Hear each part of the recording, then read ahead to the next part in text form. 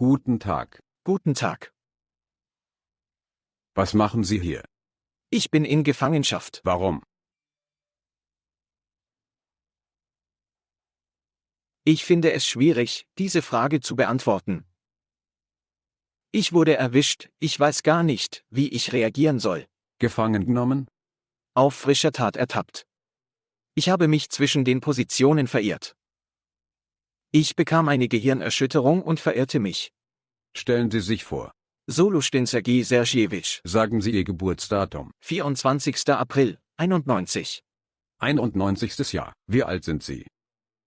31. Stadt der Geburt. Dorf Festschewka, Bezirk Anthrazit, Region Luhansk, lebte eigentlich in Alchewsk. Nennen Sie den militärischen Rang und die Position. Rang, Gefreiter. BK, Versorgungszug. 204. Regiment, 5. Bataillon. Sind Sie freiwillig mit der Aufzeichnung und Veröffentlichung dieses Gesprächs einverstanden? Was bedeutet das? Ich werde es erklären, wir werden jetzt reden, wenn Sie wollen, aber wenn Sie nicht wollen, werden wir nicht reden. Wir werden reden. Wir werden reden. Ich stimme zu. Sie können sich abmelden. Geben Sie keine Zustimmung, und dann wird unser gesamtes Gespräch nirgendwo veröffentlicht. Ich stimme zu. Überlegen Sie, ob Sie Sichtbarkeit, Werbung und einen Lebensbeweis brauchen. Natürlich ist es notwendig, damit nahestehende Leute zumindest wissen, dass ich lebe, sonst wie sollen sie es wissen? Was haben Sie davon? Seelenfrieden, weil wenigstens meine Familie weiß, dass ich noch lebe. Okay, mal sehen, was Sie sonst noch bekommen können. Vielleicht merkt es jemand und ermöglicht einen Austausch. Oh, du fängst schon an, logisch zu denken. Warum brauchen wir Sie? Du? Ja. Das weiß ich nicht. Was meinen Sie dazu? Hilfe für Kriegsgefangene. Klingt irgendwie albern, nicht wahr? Ja, Dummkopf. Welche Kriegsgefangene? Warum sollte ich Ihnen helfen? Ich weiß nicht, warum du es brauchst. Denken wir nach. Um deine Jungs gegen unsere Jungs einzutauschen. Dies ist das ultimative Ziel. Das ultimative Ziel dieser ganzen Aktivität ist der Austausch, das ist richtig. Aber wie wird uns dieses Video von Ihnen helfen, den Austausch vorzunehmen? Wie wird dieses Interview unserem Militär helfen, einen Kriegsgefangenenaustausch durchzuführen? Vielleicht werde ich von jemandem in meiner Verwaltung entdeckt, der einen Austausch ermöglicht. Ja, weitere Ideen? Das ist schwer zu beantworten. Weil Sie vielleicht Verwandte in einflussreichen Positionen haben, die jemanden anrufen werden? Sie werden sagen, dass Sie sofort umgetauscht werden müssen. Haben Sie Verwandte mit Einfluss? Nein, die üblichen Leute, Eltern im Ruhestand, Frau im Mutterschaftsurlaub. Was geschah im 14. Jahr? Eine Revolution hat stattgefunden. Was ist passiert? Daran war ich nicht beteiligt. Ich stand nur am Rande und schaute zu, als ich das Institut verließ. Ich war ein bisschen zu Hause und versuchte, einen Job in diesem Beruf zu finden, aber die ganze Branche hörte auf. Mein Bruder war damals in Moskau und rief mich an, um als Elektriker auf einer Baustelle zu arbeiten. Ich habe dort als Elektriker gearbeitet, bis ich 18 war. Dann beginnen Sie am 24. Februar. Ich bin am 24. Februar aufgewacht. Alles ist gut. Alles ist in Ordnung. Um 11 Uhr morgens rief der Vorarbeiter an und sagte, Sergei, du gehst heute nicht zur Nachtschicht, sondern zum Rekrutierungsbüro der Armee. Ja. Auf die Frage, was mich dort erwartet, sagte er, es ist okay, 2 Wochen auf dem Trainingsplatz, du wirst dich von deiner Familie erholen und Geld verdienen. Und wenn sie sich weigern, wird es ab 3 Jahren strafbar sein. Und natürlich werden wir sie auch aus ihrem Job entlassen. Ja, die Arbeit ist hart. Unmöglich. Ja. Ich ging zur Entwurfstafel und sah dort alles. Wir gingen rein und sie ließen uns nicht raus. Sie wurden nicht entlassen? Das war's, rein und raus. Das ist alles. Wenn man einmal drin ist, kommt man nicht mehr raus, denn da sind Leute mit Maschinengewehren. Was geschah dann? Auflösung nach Einheiten. Ich wartete darauf, dass mein Name aufgerufen wurde, dann wurde ich auf die andere Seite des Einberufungsbüros geführt. Und dort standen wir etwa 24 Stunden lang. Sie haben einfach eine sehr große Anzahl von Menschen dort versammelt, eine sehr große Anzahl. Es kamen Menschen aus vielen Regionen des Gebiets Luhansk, aus Krasnodon und Sverdlovsk. Sehr viele Menschen aus Bryansk, Kiroweska, Pervomaisk, Perewalsk, Zorinsk. Was meinst du, es war ein Tag? Wir standen einfach 24 Stunden lang herum und warteten darauf, dass unser Name aufgerufen wurde. Soweit ich weiß, wurden wir in Einheiten, Bataillone und Regimenter eingeteilt. Ja. Nach der Auflösung wurden wir in eine Apotheke in Altschewsk gebracht. Wir waren weniger. Wurden Sie dort behandelt? Nein, es war eher etwas in der Rolle eines solchen Einheimischen. Nur ein Gebäude. Hallo, gibt es eine Möglichkeit, ihn zu kontaktieren oder Informationen zu erhalten? Dafür wäre ich sehr dankbar. Ja, das können Sie jetzt. Sprechen Sie mit ihm. Na los, es ist der 14. März. Am 13. März verließen wir Valuek in Richtung Izium. Wir wussten nicht, wohin wir gingen und was wir taten, niemand informierte uns, niemand sagte uns irgendetwas, es herrschte eine tödliche Stille, zuerst war da das Dorf Glinskoje, dann Izium. Irgendwelche Bauernhöfe, etwas Unverständliches. Wir blieben dort etwa 3 Tage lang, dann begannen die Unternehmen zu gehen. Nun, meine Kommandeure und ich sind als Oboe die Letzten, die gehen. Logistik. Ja, ich war auch in Izium. Am 16. März erreichten wir Izium. Dort begann die Arbeit des Tages, Kochen, Verpflegung der Soldaten, Verteilung von Lebensmitteln an die Soldaten an den Kontrollpunkten. Wie war die Evakuierung? Die Evakuierung war irgendwie, Sie wissen schon, unverständlich. Unvorbereitet und unerwartet. Uns wurde gesagt, das ist es, macht euch bereit, beeilt euch, dann wurde die Kolonne aufgestellt und mitten in der Nacht gingen wir alle. Nicht nur wir, sondern auch die Russen und unsere anderen Regimenter, das heißt das 202. Regiment, und andere Bataillone gingen auch. Wir gingen alle, weil wir dachten, wir würden nach Hause gehen und nicht mehr kämpfen müssen. Hat man Ihnen gesagt, was vor sich geht? Sie sagten, wir seien umzingelt. Und damit die Evakuierung. Gab es Verwundete und Tote? Ja. Vor der Evakuierung? Ja. Viel? Eine Menge, aber ich kann es nicht genau sagen. Und das müssen Sie auch nicht. 5 Menschen? Wahrscheinlich mehr. Es gab Granattreffer HIMARS in der Stellung, in einer Nacht gab es 4 Tote und etwa 17 Verwundete. Haben Sie dort gewohnt? Ja.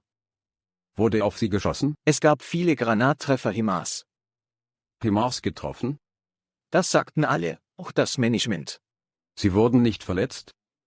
Er erlitt eine leichte Gehirnerschütterung, aber keine schwere. Nachdem wir uns formiert hatten, brachen wir am 20. September nach Loskutowka auf. Es handelt sich um etwa 60 Männer. Das war's. Der Rest ist entweder weggelaufen oder etwas anderes. Das heißt, weglaufen, sich unerlaubt entfernen. Nun, die Leute sind einfach verschwunden. Sind sie geflohen? Sie sind gerannt, ja. Viel? Viel. Wie viele? Mehr als 100, glaube ich. Wow, das ist viel. 1/3 des Bataillons ist weggelaufen? Ja, wahrscheinlich so. Wenn man die Verwundeten und Toten wegnimmt? Am 25. September waren noch etwa 60 Personen anwesend. Sind von dem Bataillon, das gebildet wurde, nur noch 60 Mann übrig? Ja. Und der Rest? Der Rest rannte entweder weg, wurde verlegt oder ging nach Russland oder ins Krankenhaus oder versteckte sich. Jeder hat unterschiedliche Gründe. Sie waren sehr motiviert zu kämpfen. Ganz und gar nicht. Warum? Denn sie wussten genau, dass ich über die Unternehmen gefunden werden würde. Ich kann nicht nach Russland gehen, ich habe eine kleine Tochter und ein Kind. Ich hing an der Pflanze. Ich habe ein heißes Erlebnis, das andauernd ist, ich brauche es, um später eine Rente zu erhalten. Verstehen Sie jetzt, was Sie sagen? Die Wahrheit. Ich verstehe die Wahrheit. Du. Haben Sie dafür gekämpft, dass Ihr Dienstalter nicht unterbrochen wird? Ich habe gekämpft, weil sie uns gesagt haben, 90 Tage und sie lassen dich gehen, dann 158 Tage und sie werden dich gehen lassen, dann noch etwas und so weiter und so fort. Noch einmal, die Tatsache, dass sie getäuscht wurden, ist bekannt und verstanden. Noch einmal, sie haben gekämpft, sind vielleicht getötet und gefangen genommen worden. Und ihr Motiv, nichts zu tun, war, dass sie von der Arbeit entlassen und ihr Dienstalter gebrochen werden würde. Nun, ja. Das klingt albern. Wenn sie getötet werden, warum brauchen sie dann diese Erfahrung? Ganz und gar nicht. Uns wurde auch gesagt, dass eine Desertion Auswirkungen auf die Familie haben würde, die Kinder würden nicht in den Kindergarten oder die Schule gebracht, so wurde uns gesagt. Sie werden getötet. Was die Frau sagen wird. Was wird ihre Frau zu ihrem Kind, ihrer Tochter, Pauline, sagen? Ja. Was wird sie dann sagen? Versuchen wir es herauszufinden. Gefallen im Krieg. Gefallen im Krieg. Warum? Ich verstehe nicht, warum. Warum fangen Sie das alles an? Warum stürmen Sie das SSU-Gebäude? Warum in 14 Jahren zu den Waffen greifen? Welchen Unterschied macht es, was Sie ändern wollten, wir wären in der Ukraine geblieben, na und? Niemand würde uns zwingen, Ukrainisch zu sprechen. Ja, wir haben immer Dokumentation auf Ukrainisch vorbereitet, wo liegt das Problem? Hatten Sie ein Sprachproblem? Ukrainisch? Nein, niemals. Sie können ihnen sagen, dass Sie die russische Sprache verteidigen werden, und Sie auch. Ich weiß nicht, warum das alles passiert ist. Sagen Sie mir, gab es ein Problem mit der Beeinträchtigung der russischen Sprache? Ich kann Ihnen sagen, dass ich bis zum 14. Jahr den ganzen Papierkram auf Ukrainisch erledigte, aber wir kommunizierten auf Russisch. Und es gab keine Probleme. Wurden Sie gezwungen? Ich habe in Saporischschja ein Praktikum gemacht, wir haben Russisch gesprochen, niemand hat uns missbilligend angeschaut, sprecht wie ihr wollt. Das war es nicht. Woher kommst du? Aus dem Donbass, aus Jenakijewe und aus Altschewsk. Sie sprachen Russisch mit den Einheimischen, verstanden sich gut, ohne Probleme. Im 12. Jahr ging ich zum letzten Mal. Welche Sprache sprechen Sie mit ihnen in Gefangenschaft? Auf Russisch. Wurde seit Ihrer Gefangennahme viel Ukrainisch mit Ihnen gesprochen? Es wurde Ukrainisch und Russisch von den Jungs gesprochen. Verstehen Sie den Grund nicht? Seit dem 14. Jahr verstehe ich den Sinn nicht mehr, warum? Ich verstehe nicht, warum die Leute zu den Waffen gegriffen haben, warum der Sturm auf die SSU und so weiter. Soll ich es Ihnen sagen? Es ist einfach eine Art Zwang. Sage dir. Ich bin gespannt, ob wir die Wahrheit erkennen können. Weil Ihr Zar. Dies ist das 14. Jahr. Ja, wer ist Ihr Zar? Nun, Putin. Anders als die Russen hat er keine Angst zu sprechen. Man kann es leicht erkennen, er sagt, was er denkt, weil Orks dazu neigen, so zu sein. Sie werden ausweichen, Sie kennen den Nachnamen ja selbst. Er ist der Präsident. Ich werde an dieser Stelle von Igor ausgeschimpft, wenn ich mich unflätig ausdrücke, also höre ich auf. Ja, Ihr König wollte sich Territorium hinzufügen. Ich weiß nicht, schätze ich. Wahrscheinlich nicht genug, beschloss er, in der Ukraine Land zu sammeln. Und warum vernichtet er die männliche Bevölkerung im Donbass? Das ist es, was ist dann die Ausrottung? Nun, verwendet es als Fleisch. Nehmen wir die aktuelle Situation. Die Mobilisierung aller möglichen Leute ist das, was wir jetzt sehen. Jeder, Kranke, Tempelarbeiter, Bergleute, Lehrer, egal wer, ob mit einem Auge oder ohne Finger an der Hand, sie können trotzdem in der Armee dienen. Ja.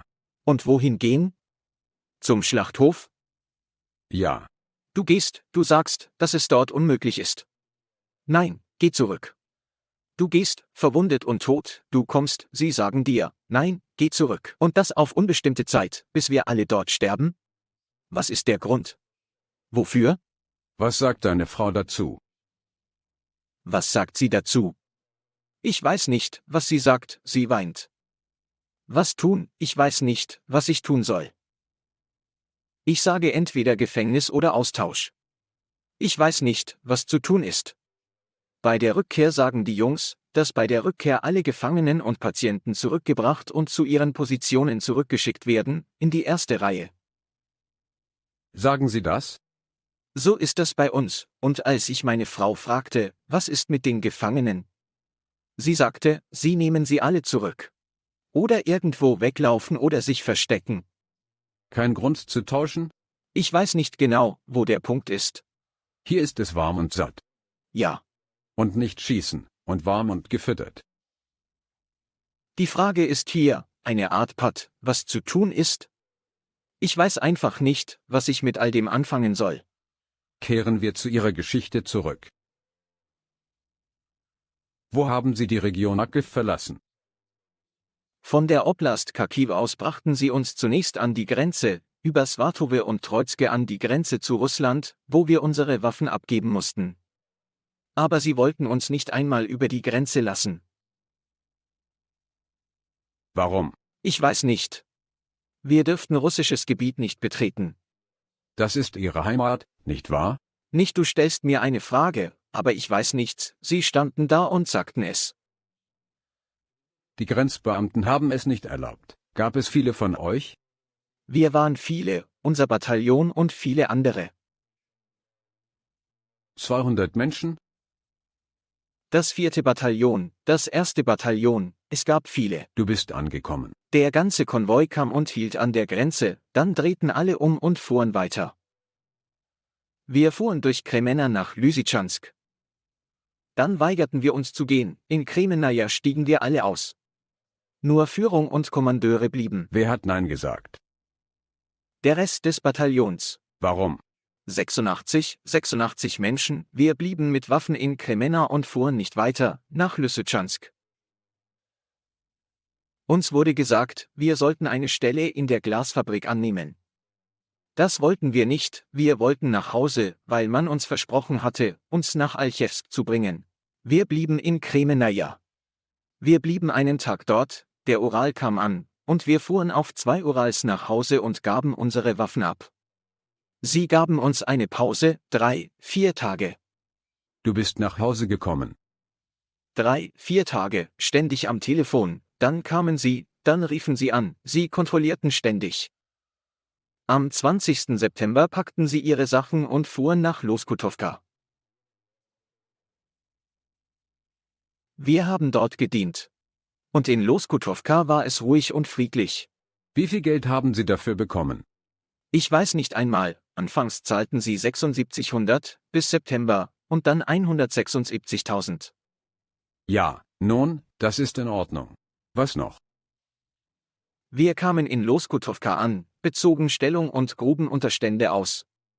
Und wir lebten in diesen Unterständen.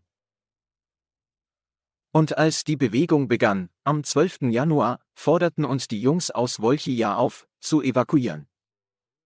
Also eigentlich bis zum 12. Januar. Im Allgemeinen war alles ruhig und gut, ich habe nicht einmal viel vom Krieg mitbekommen, bis zum 12. Januar. Dann wurde uns gesagt, dass unser Bataillon aufgelöst wird und wir unsere Waffen zurückgeben müssen. Im selben Moment wurden wir in Autos verladen, 68 von uns, glaube ich. Und bringt uns in 3 Autos nach Nowodorsk.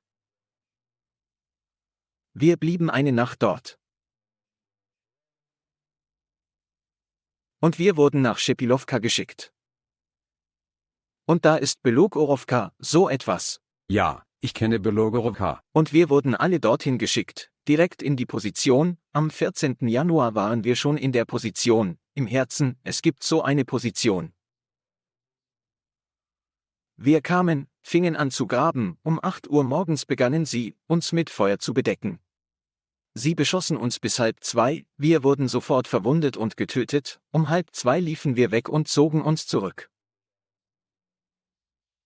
Nachts wurden wir zurückgeschickt. Sie feuern wieder, wir ziehen uns wieder zurück. Und das war's dann, wir sind abends nicht mehr hingegangen. Uns wurde gesagt, packt zusammen, fahrt für 2-3 Tage wieder ins Landesinnere, mit Verpflegung und anderen Dingen. Mit Wasser und Schaufeln. Und los ging es, zu 8. Hast du abgelehnt? Wir weigerten uns, sie sagten, sie würden uns erschießen. Sie sagten im Klartext, wenn du nicht gehst, erschießen wir dich. Also gingen wir zu 8 los. 8 vom Geheimdienst, und es waren 5 vom Geheimdienst und 2 von uns, noch vom Tag. Wir waren dort von 6 bis 12. Sie ließen uns keine 400 Meter weit laufen, sie deckten uns einfach mit Feuer ein, und als die letzten kamen, es war 12 Uhr nachts, begann massiver Mörserbeschuss. Hier ist es, in der Nähe des Waldes, und hier ist das Kernland, wo wir uns befanden. Und dann begannen sie auf der linken Seite des Waldes mit dem Beschuss. Und es stellte sich heraus, dass, während ich meinen Platz zum Graben suchte, eine Mine hinter mir fiel, 3, 4 Meter von mir entfernt, ich rannte sofort los, um einen Graben zu finden. Wir waren dort, zumindest um einen flachen Graben zu finden. Nun gut. Rannte und fand einen Fuchsbau. Und fiel hinein. Der Mörser feuerte immer noch wahllos auf mich, und dann schlug er genau dort ein, wo ich lag und zielte. Einmal. 2. Das ist alles. Aus jeder Ritze war undicht, was undicht sein konnte. Mir war klar, dass der Dritte hier reinkommen würde, wir mussten weglaufen. Mörtel am Rande, wir müssen näher heran. Und ich bin gerannt, durch Büsche, über den Boden, bin hingefallen, die Maschinenpistole hatte ich schon irgendwo verloren. Ich war in Panik, mein Kopf konnte nicht mehr klar denken. Ich zog mich zurück, fiel unter einen Baum, ich denke, ich muss auf Null gehen. Vorerst wird die Flaute auf Null gehen, oder zu einem Brunnen, um dort an einem ruhigen Ort auszuruhen, zu einem Brunnen, wir haben dort Brunnen am Eingang, zu einem Feld. Und ich gehe zurück. Und was dann passierte, ich dachte, es wäre rechts, aber ich wurde desorientiert und nahm die rechte Seite und ging weiter und irrte dann lange Zeit auf diesen Feldern herum. Ich bin zu einem Waldstück gelaufen und habe, Moskau, gerufen, Sie schießen. Ich ging zu einem anderen und rief, Moskau, Sie schießen. Im Trichter hockend, beginnt der AGS mit seiner Arbeit. Ich renne zurück in das Waldgebiet, in einen weiteren Trichter, der AGS feuert auf mich. Ich höre das Geräusch eines Walkie-Talkies, es klingt wie unseres, ich denke, Gott sei Dank, Sie rufen mir zu, Moskau, ich rufe Woronesch. Wenn Sie auf mich zukommen, weiß ich, das war's, das ist das Ende. Dumm gelaufen. Ich bin schon so, ohne Maschinengewehr, was sollte ich tun? So wurde ich gefangen genommen. Das ist die ganze Geschichte. Guten Tag. Guten Tag. Mein Name ist Dmitri, ich bin Journalist. Ihr Mann ist ein Gefangener, werden Sie mit ihm sprechen? Ja, Das Gespräch wird aufgezeichnet und veröffentlicht. ja, ich stimme zu. Sag nicht, wo du bist. Sprechen. Nimm das Telefon, ich werde es nicht halten. Hallo? Wie geht es dir? Nichts, lebendig und gesund, normal. Was ist mit Ihnen?